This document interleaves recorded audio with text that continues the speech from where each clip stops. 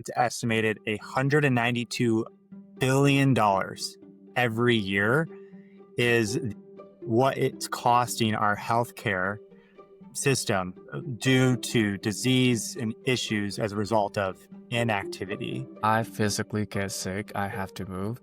So it feels like hearing that, like just moving 15 minutes a day, have that 4% reduction. I love hearing that. I'm sure you've heard the quote, sitting is the new smoking. And I've heard that, but it wasn't until I was preparing for this podcast I really understood the cost of sitting. So I would say have a North Star metric, whether it's like taking 5,000 steps, 10,000 steps, 20,000 steps. Welcome to another episode of the Spiral Up Health podcast, where we're redefining wellness and longevity and the future of health in an AI world. Our mission is to help people spiral up in their health and life. And we want to teach you from our experiences and help you level up with practical protocols that you can implement and begin your spiral up journey. As a reminder, on our pod, we have four main pillars that support the foundations of the spiral up health. And that is our nutrition, our body, and our brain, and connection. And today we're going to do a deep dive on the body and specifically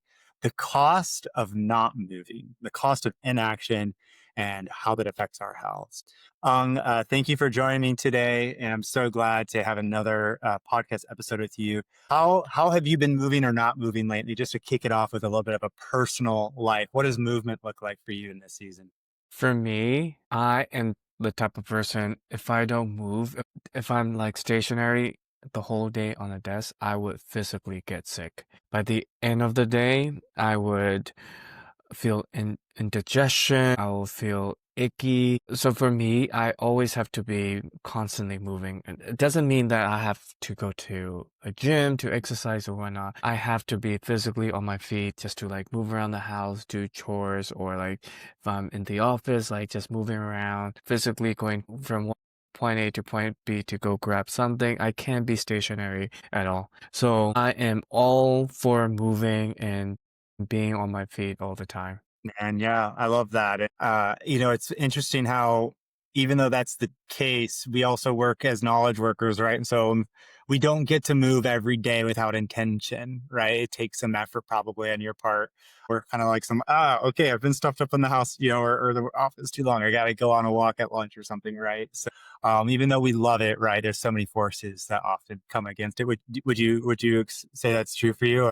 Yeah, we becoming because we're the knowledge workers and not relying on our physicality to make ends meet. Yeah, we're stuck on a screen in front of a laptop, like sitting down to work. That's our work is. It might be at home, it might be at office. So yeah, I resonate with that. It might not be true for everyone, but like for us, the newer generation of like knowledge based workers, it is very much true. Yeah. Yeah.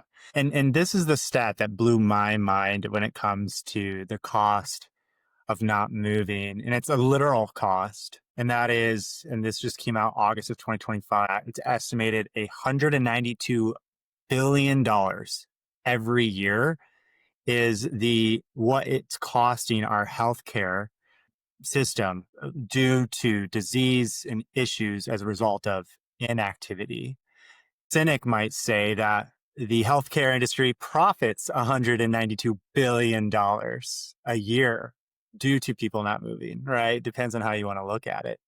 Moving's bad for business potentially, but it's crazy because, now with all the health tech that we have, the Apple Watch wearables, Strava, friends, community, all the different activities and things that are out there for us to do, ClassPass and gyms. I mean, you can go to Planet Fitness for $10 a month. That this problem is actually getting worse. Like over 31% of the global population is inactive. Like as a whole world, this problem is getting bigger and bigger. Now, how does that resonate with you, given your global perspective, but also your, moving around and seeing people in different parts of the world? Does that feel right to you, or is that surprising to you? Like, how does that land on you? It both surprises me and not surprise me at the same time. I'm surprised by the number 192 billion. That's a lot of money, like like annually, that's a lot of money. That part surprised me, but like coming from a global perspective, what I see is like it also depends on the culture and how the country is made of. What do I mean by that? America being such a big like country in terms of landmass and how cities after post-World War II are set up, everyone wants a suburban life. Mm, Everyone wants a home and a car in a suburban neighborhood. So what it led to is a lot of commuting, a lot of being in the car and being reliant on driving around. But versus, so like the cities here for me are too spread out. Like versus cities in Europe or Asia where there tends to be a little bit older, everything is condensed. A lot of people rely more on public transport and walking around. And that in turns help or not help with our general health, whether or not we're moving actively to reach point A to point B, or we're just sitting in a car, just locked in a car. Yeah, it reminds me of like the hidden cost of these conveniences, right? We say, hey, wait, I got the car, but I don't realize like the health impact or the change in lifestyle that builds up over time, like you so well described. And I mean that's what shocks me as well. It's like it's $192 billion. Like, what's happening? Like, what health issues are coming up that it takes that much money to fix? And people always like to talk about how we need more funding in healthcare, but like sometimes I don't think throwing more money at problems actually solve the problems, right? It's like what are the root issues? What are the causes? What are the reductions in health verifiably happening in society as a result of inactivity? And that's where we'll jump into our first topic, which is the benefits of movement. There's a study that came out and showed that just moving 15 minutes a day has a reduction of 14% in all-cause mortality and can add 3 years of life to you. And for every additional 15 minutes you do each day, you get another 4% reduction, capped at about 30%. And so, again, if you can move for 15 minutes a day, 14% mortality reduction. So this is just over about 105 minutes a week to literally buy more years of your life. I mean, it seems like the bar is so low. Would you say you do at least 105 minutes a week yourself? I would safely say so. Like I said earlier, because I physically get sick, I have to move. So it feels like hearing that, like just moving 15 minutes a day, have that 4% reduction. I love hearing that. Mm, And from our previous episode, we talk about like blue zones and how people in these blue zones always moving and like having that community. I guess like because they're moving, talking to each other, gardening, just engaging with each other. I guess that's what play into longevity, the moving part and being active. mhm. Yeah, yeah.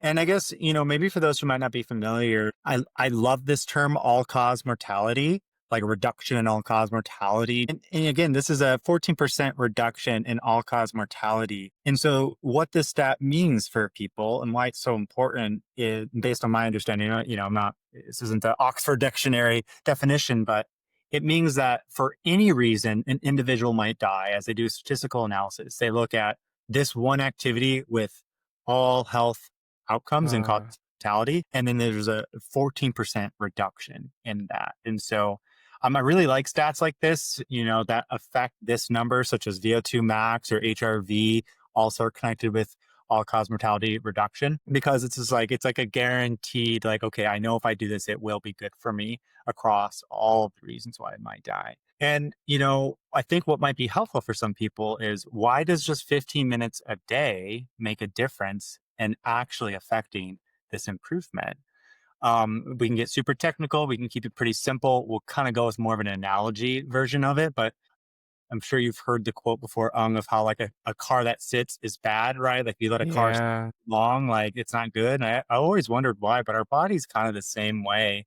And that when you move, even when you're just walking, like, you're firing up systems that would otherwise sit idle. Your heart pumps more blood and oxygen everywhere in your body. Your muscles burn sugar and fat instead of storing them. Your body produces good cholesterol and cleans out your arteries. But when you're sedentary, all of these systems sit idle at lower power. And just 15 minutes of activity each day kind of get these systems revved up, get them moving, and that creates compound benefit for your body. And it's important to say as well that this isn't all in one session. There's a benefit of it being spread out, 5 days a week or every day of the week, right? Moving and getting these things revved up. I hope that helps kind of explain how this should be applied to improve our health. But, again, if it's this beneficial, why don't employers like pay us $50 a week to walk 15 minutes a day? Like if it's costing them or, the healthcare, because employers, they take on the burden of our healthcare costs. Usually Exactly. the cost, it's like 30 to 80% of our healthcare burden, right? So, you know, why isn't this being talked about more, incentivized more? What do you think it is? I feel like it's in twofolds. Preventative medicine, like something that you're trying to do for a unknown future, is for us as humans. I don't think it's like unsexy. People want instant gratification, and preventive medicine, like going to the gym, and knows like if you go consistently, you'll gain that muscle, but like it takes a lot of work and effort, and just like the simple act of like walking, that contributes to the betterment of your health without short-term results. I think it's unsexy. On the second fold that I want to point out is like it's really cynical of me to say it, but like, yeah, it for employers, like a lot of healthcare costs, there's a lot of costs for not moving, both in monetary and physical aspect for the employers as well. But in terms of the money-making machine, the more sick you are, the more money the system makes, and the system is also trying to drive us into unhealthy habits because it will make more money. I know it's a very cynical way of looking at it, but I feel like part of it is true. No, I believe that. I mean, unless you have like a family doctor who's been there forever, truly, actually, deeply cares about you, you have a relationship with on a human to human level, and they're doing everything they can to improve your life. I tend to assume most doctors are burnt out and not fully equipped to help support your like. No one can take more ownership over your health than you and be Than the biggest yourself. advocate for your health than you, right? Like, sure, take what the system says with a grain of salt, but like only you can implement a protocol that improves your health, right? So I like that radical ownership of what you're kind of saying, like, hey, we need to kind of be more, in charge as we move forward. And I mean, to the extreme here that it's a 14% improvement with 15 minutes a day. But if you extend that to about an hour a day or 300 minutes a week, you can reduce all cause mortality by 31%. I mean, it's like if I told you I'll give you this pill and like it's gonna like reduce all cause of any disease, any death, by 30%, like would you take that pill every day? Yeah, if people were like are being concretely told that these will be the results if you do X, Y, and Z for this long, people would definitely do it. But sometimes, it's like marketing. You have to narrate it in a certain perspective so Mm, that the receiver find it alluring. Otherwise, it will just go over their head and forget about it the minute you finish talking. yeah. Yeah. And so I think on this topic, as it relates to activity, moving, constancy, set that goal of at least 3 days a week, 4 days a week. Find whatever gets you moving consistently, reliably. For me, that's always like when I have a race on the calendar, whether it's right now I'm training for High Rocks, and then in the spring I have a 200-mile gravel ride in Girona, right? So like having that force it is a forcing function for my calendar to maintain consistency on that front. It's easy for me to work out really hard a day or two a week, but to really do that 3, 4, 5 days a week, I kind of need that event on the calendar. What about for you? It's probably a little different for you with jujitsu, right? It's a little bit different. Let me share you an idea that popped up into my mind. So I have a cousin. Those two cousins, what they do is they're added each other on Apple Watch, and because whenever someone completes a ring or like walked like let's say like 5,000 steps, it alerts the other person because you guys are friends on the app. So kind of motivates you, like because that person is doing it, it feels like, why am I not doing it? Why am I being left out? It feels like that's a good motivation. For me personally, my personal goal is like to be active for days a week, at least an hour a day in those four days a week schedule. Nice. You're pushing on that 31%, man. I love that. That's a really good Yeah. tactical, social accountability, Yeah. camaraderie, addition, peer pressure. Love that. Yeah, peer pressure plus camaraderie. That's sometimes, the social pressure works. And in these instances, I advocate for those pure social pressure because Yeah. it only gives you good benefit mostly. Hmm. Love that. So the next topic is sitting. We've heard the like, and I've heard that, but it wasn't until like I was preparing for this podcast I really understood like the cost of sitting, how it's measured, and the impact that it has on our health. Again, sitting for prolonged periods of time, like we talked about earlier, as knowledge workers and just as our forms of entertainment and lifestyles have become, sitting in the car, sitting at home, sitting on the train, right, sitting on the plane. We sit a lot. One interesting fact is that you can't out exercise sitting. I knew that about diet, right? Like you can't exercise a bad diet, right? It's like, man, you mean I can't eat pizza every night and work out and still be skinny? No, you can't. Same with sitting. There are proven health um, reductions in health quality if you're sitting for too long, even if you are exercising. They showed that sitting for 10 hours or more a day Wow. equated at elevated heart risk failure, even if you exercise regularly. So you need both movement and Interesting. reduced sitting. And why sitting's uniquely harmful? And this is what happens within 30 minutes of sitting, your metabolic rate can drop as low as 1 calorie per minute. So you're literally just like existing on zero, metabolic burn. Your HDL cholesterol drops by up to 20%. That's your good cholesterol. Your lipoprotein lipase drops by 90%. Electrical activity in your legs and muscles shut down. That's just within 30 minutes. After hours of sitting down, your glucose metabolism becomes impaired, which leads to increase in insulin resistance. And you actually get blood flow restriction to the brain, which reduces cognitive function. So you think, oh, I'm just going to sit and keep working on this thing for hours and hours. Actually, like you'll be more effective or better if you get up and move. You'll have more oxygen and blood in the brain. And so your body treats prolonged sitting as a unique metabolic insult, separate from just not exercising. It's a separate category from just general inactivity. With that being said, there's some key thresholds to remember in your sitting life. If you've sit for 7 hours straight, your risk starts increasing by 5% per hour. At 8 hours of sitting, your health risks equals the same as smoking or obesity. And then at 10 and a half hours or more, you start to get into a cardiovascular danger zone, which is like totally like more serious than I would have It's guessed. So interesting. And yeah, it also can be good for your back and your I can't imagine sitting that long and not have back pain too. It feels like it's both a cardiovascular assault and back assault. I bring up back assault because I have a back pain problem growing up. yeah. So just sitting in one place for a long time, and we all have bad postures when you're like hunching over or a laptop working on the table. So that can be good for your back and your vision and your metabolic health in general. Yeah, like what does your sitting life look like? Yeah, maybe there's like no app for this. Like, how do we track this, right? But like taking an inventory of your sitting, what would you guess is your average total sit time a day right now, like on average each week?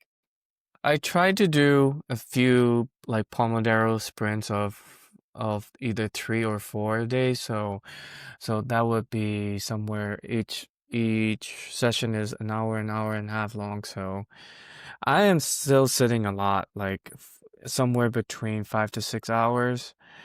And I can attest to that. I can feel, my body getting sluggish as the day progresses. That's why every time after each like constant like Pomodoro session I try to like do a chore, something mundane that makes me move around the house or move around the office.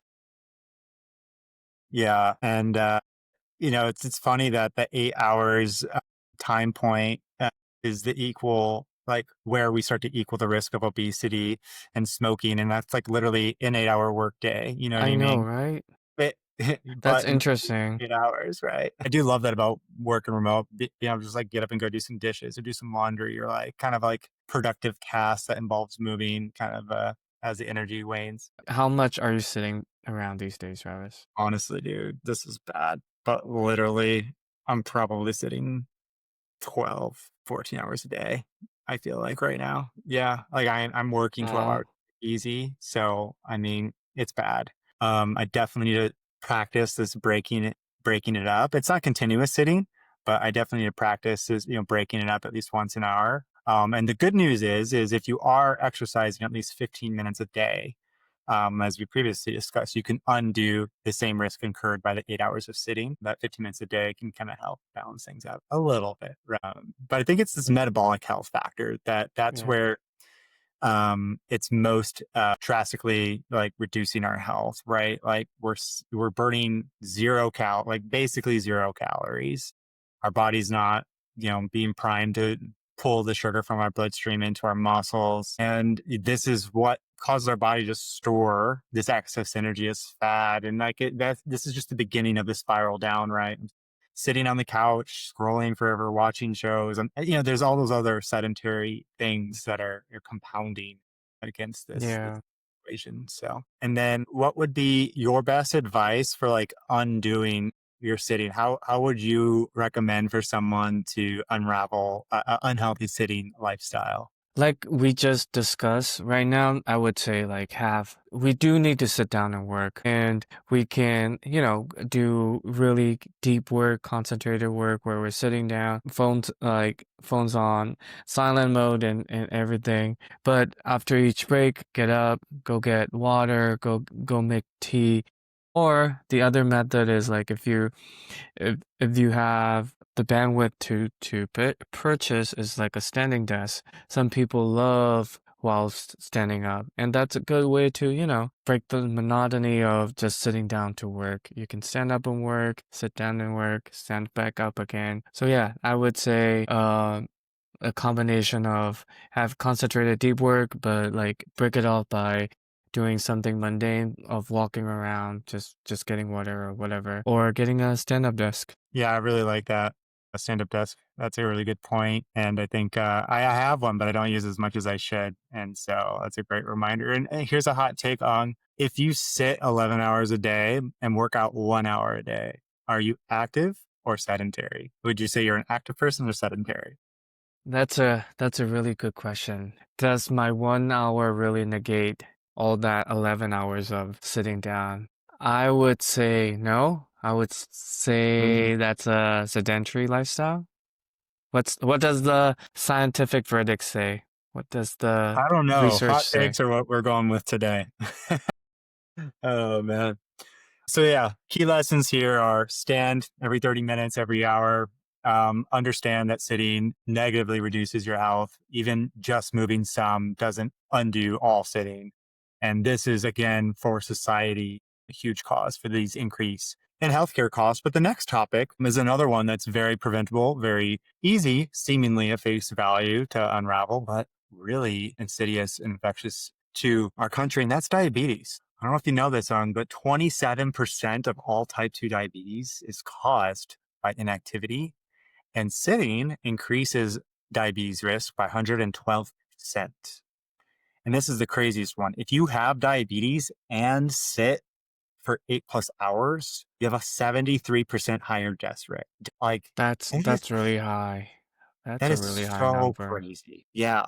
But like, why is this the case? What are some of the mechanisms of diabetes and this effect of inactivity on our health? It's because when we move, our muscles are like sugar sponges.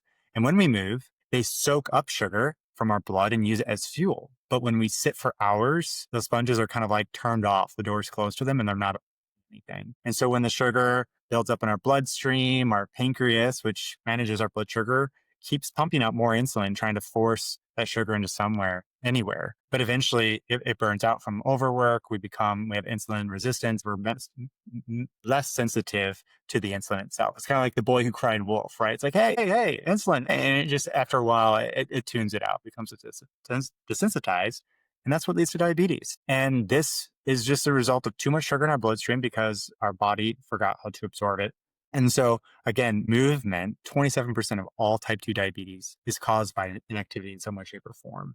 How does that strike you, Ang? Does that feel higher or lower than you expected? That's really high. I know how like, muscle acts at sugar sponges, but like never connected the dots in the way that you presented right now.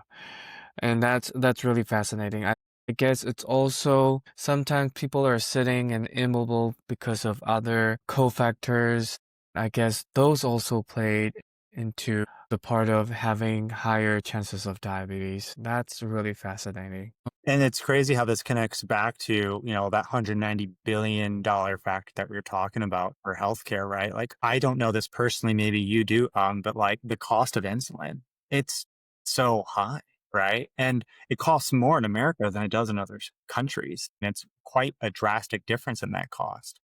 I have to Yes. imagine this cost of insulin and this proliferation of type 2 diabetes, 25% of which is caused by inactivity, has to be a main contributor to that 190 billion in annual spend on healthcare services. What percentage would you guess that might be? Like, I don't know. I don't really have good judgment on total numbers there. Yeah, I'm not sure about the numbers, but I recently wrote a LinkedIn post about what you just said about the insulin prices, and Mm, you're correct. United States have is at the top in paying out of pocket for insulin. mm, Like other G20 countries like UK, Canada, France, Germany. Yeah, it's they're also covered by insurance, but their out of pocket fee is either zero or extremely cheap, like $0 to $2 copay in Canada. In Germany, it's capped at like $10 for out of pocket because it's a medical necessity. mm. So this literally is the price of immobility because you're immobile, increase your chance of diabetes.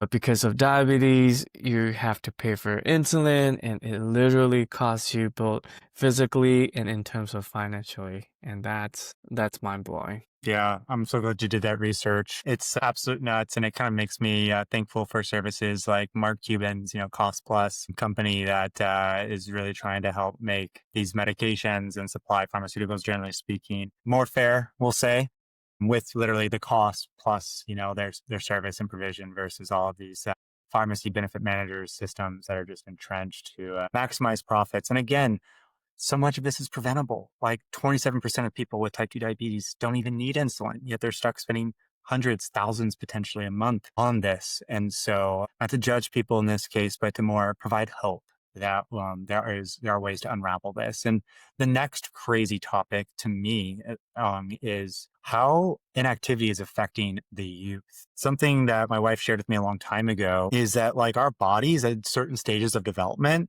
almost take like a snapshot of what it starts to begin to like imprint as norm. And sometimes this is kind of a hard to understand mechanism in our body. But like when we lose weight, but then we kind of bounce back, it's kind of like to these quote snapshot like normals that our body has determined. And so this is why sometimes if somebody was super skinny and then maybe, had a couple bad years, they get back on track, they drop the weight, they're fine. But someone who grew up being incredibly inactive or just in a lower income housing, less quality food, whatever, and you start to have early obesity, like this is more likely to follow you for life. Currently 81% of adolescents are globally inactive and only 20 to 28% are meeting the guidelines for what's considered active. And so we're raising a generation of kids that are preloaded like with a chronic disease risk. I mean, that's sad, right? Like they don't even realize they're not really in control of all these environmental things about that they're going through, right? But yet that's what's happening to them. I'm not sure. Have you heard some of those kind of stats before? Kind of about the body snapshots, or how does that resonate with you? I This is the first time hearing about the body snapshot concept, and it makes a lot of sense. And going back to the youth, I guess how modern society is shaping a lot of friendships for the younger generation happens over online and in these gaming communities. And when you're gaming, you're sitting down in front of either a computer or a TV with a console for hours and ends. Yeah, that's played part to immobility, like being like having that sedentary lifestyle and ruining their youth and their childhood.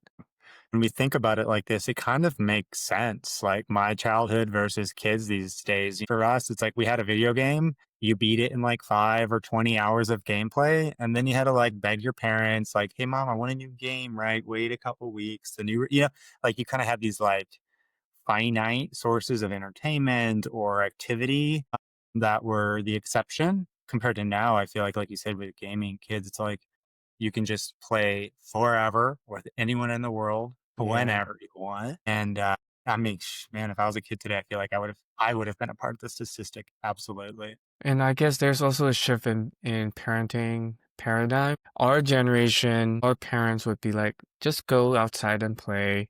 They're not tracking you like 24/7 because we don't have a mobile phone. We'll be playing out the whole day, being active, and come back home later in the evening, and our parents would not be worried. But now, because everyone has mobile phones, they're being tracked by their tiger moms or tiger dads, and like because of that instinct of being protective, there are sometimes just like they feel safer for their kids to be at home and to be in front of a computer and instead of playing outside. I guess that paradigm shift in parenting contributed to our youth being having more a sedentary lifestyle. Yeah, absolutely. That's a really good point. There's that cliche, iPad kids, right? There's just like there's so many more reasons for kids to be sedentary now. And yeah, I think this is just another one of those things that we have to be proactive against. So, how do we combat this, Travis? What are the great takeaways for our listeners right now? Our practical protocol for everyone listening today to not be a part of the $190 billion problem are these three things. One, most basic, start with 15 minutes a day of activity, even if that's just a quick mile-and-a-half run, a vigorous walk around the block. But commit to being active for 15 minutes a day. This will turn your metabolic systems on, reduce your all cause mortality by at least 14%. And this is an amazing place to start. If you're an overachiever like me and shoot for that 300 minutes a week mark, 300 to 600 minutes, and you're hitting 31% reduction in all cause mortality. Pretty incredible. The second, 7,000 steps a day. I don't know if you heard this before, but they came out and said that the 10,000 steps a day benefit actually moved up to 20,000 steps a day. They've moved that. I forget exactly what health benefit was associated with the 10,000 steps a day, but that bar has gotten further for whichever that original claim was. But we do know that with at least a 7,000 steps a day, that you have a 11% cancer risk reduction. This should be achievable if you're committing to that 15 minutes a day of activity and you're getting 7,000 steps, you're on the right track. And these are easy, man. Like these should be easy for us. And then the last one is every 30 minutes, stand up. Set a timer right now on your phone. Kind of like you were saying earlier with the Pomodoro technique. But just, yeah, have a timer on your phone that goes off every 30 minutes at the workday. Get up, go grab a snack or, walk around the office wherever you're at and get back to work. But just standing up and getting the blood moving every 30 minutes is a great place to start. What about you, What are some other tips that come to mind for how you can, people can get started moving in easy ways? Yeah, just for the 10,000, 20,000 steps, the 10,000 steps was not actually scientific based evidence, but it started off as a marketing campaign for Japan so that people start moving. But I still love the idea that we should be taking 10,000 steps because we have a clear target now, a clear goal that we ought to achieve, and we can break it down throughout the day. So I would say have a North Star metric, whether it's like taking 5,000 steps, 10,000 steps, 20,000 steps. The goal is to have a North Star metric and try to achieve it on a consistent basis so that you're forming a habit of moving throughout the day, not just like working for an hour and like being sitting down in being sedentary for 12. No, like because you have that goal in mind now, you're gonna break it up and be active throughout the day. Yeah, dude, that I heard that 10,000 stat, and it's just so funny, man. Like, think how effective like that marketing campaign was. Like, I know. everyone's heard that metric by now, especially in tandem with all the Fitbits and step trackers Exactly. that came out around that time. But hey, it's going in the right direction, like you said. It's good for our health. We still subscribe to, improving along those lines.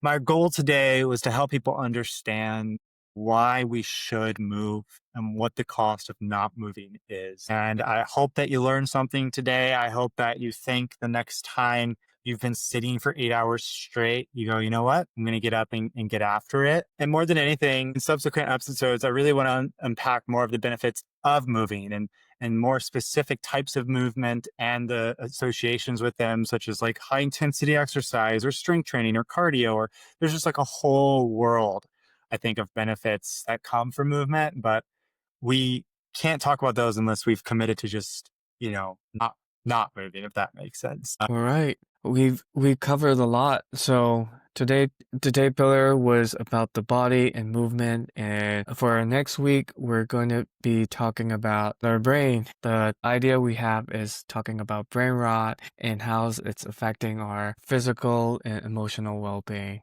Well, stay tuned for that episode.